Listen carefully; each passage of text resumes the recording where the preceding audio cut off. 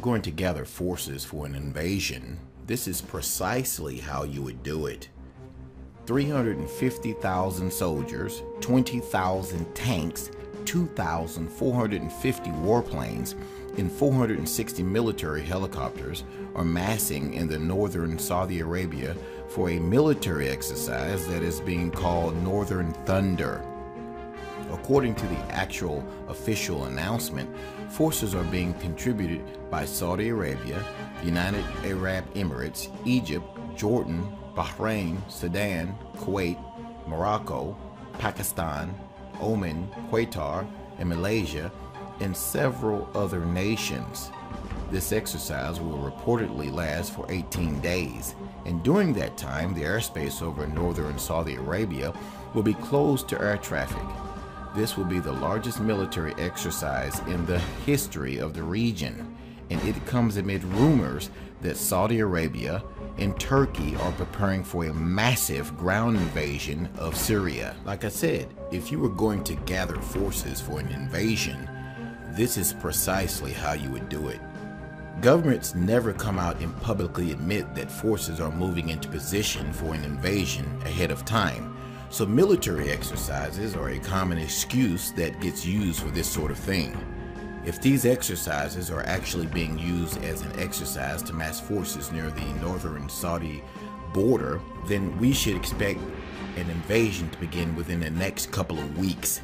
If it happens, we should expect to see the Saudi coalition storm through western Iraq and into Syria from the south, and it is likely that Turkey will come in from the north.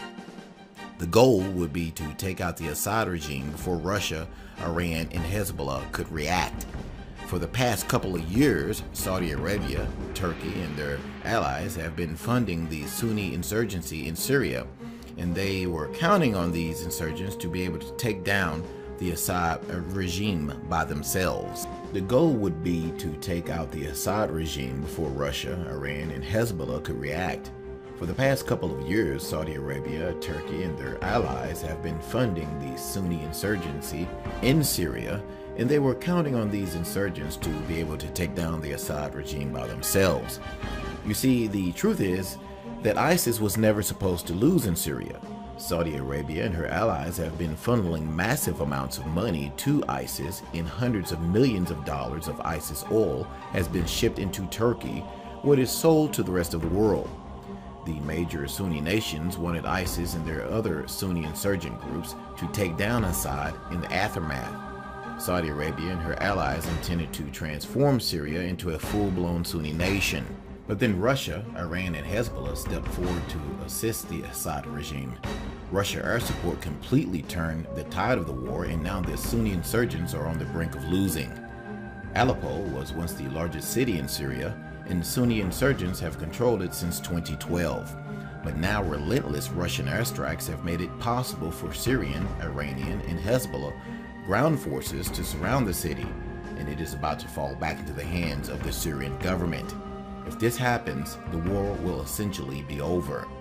Saudi Arabia, Turkey, and their allies have invested massive amounts of time, money, and effort into overthrowing Assad, and they aren't about to walk away now. If the war was to end right at this moment, a weakened Assad regime would remain in power, and Iran and Hezbollah would be the dominant powers in the country for years to come.